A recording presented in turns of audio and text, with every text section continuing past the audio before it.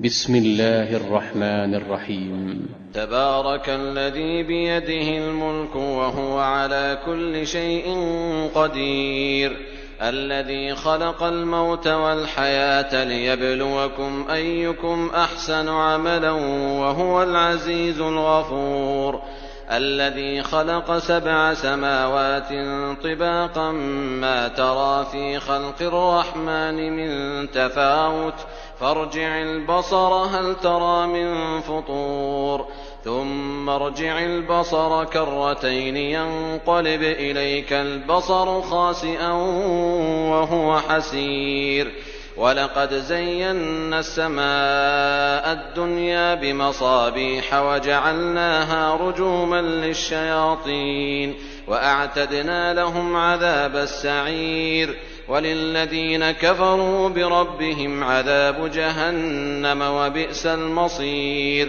إذا ألقوا فيها سمعوا لها شهيقا وهي تفور تكاد تميز من الغيظ كلما ألقي فيها فوج سألهم خزنتها ألم يأتكم نذير قالوا بلى قد جاءنا نذير فكذبنا وقلنا ما نزل الله من شيء إن أنتم إلا في ضلال كبير، وقالوا لو كنا نسمع أو نعقل ما كنا في أصحاب السعير، فاعترفوا بذنبهم فسحقا لأصحاب السعير. إن الذين يخشون ربهم بالغيب لهم مغفرة وأجر كبير، وأسروا قولكم أو اجهروا به إنه عليم بذات الصدور، ألا يعلم من خلق وهو اللطيف الخبير.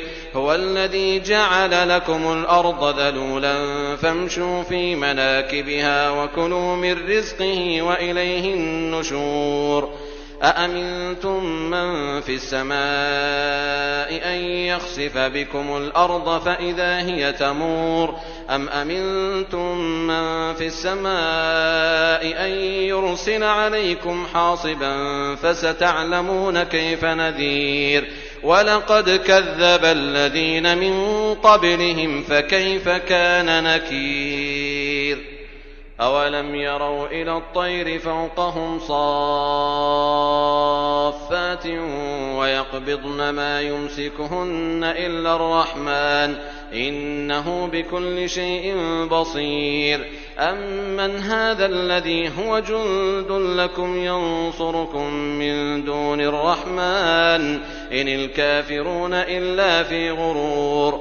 أمن هذا الذي يرزقكم إن أمسك رزقه بل لجوا في عتو ونفور. أفمن يمشي مكبا على وجهه أهدى أمن يمشي سويا على صراط مستقيم. قل هو الذي أنشأكم وجعل لكم السمع والأبصار والأفئدة قليلا ما تشكرون. قل هو الذي ذرأكم في الأرض وإليه تحشرون. ويقولون متى هذا الوعد إن كنتم صادقين.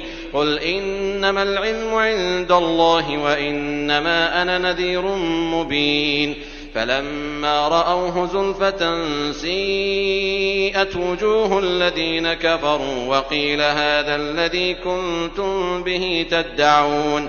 قل أرأيتم إن أهلكني الله ومن معي أو رحمنا فمن يجير الكافرين من عذاب أليم. قل هو الرحمن آمنا به وعليه توكلنا فستعلمون من هو في ضلال مبين. قل أرأيتم إن أصبح ماؤكم غورا فمن يأتيكم بماء معين.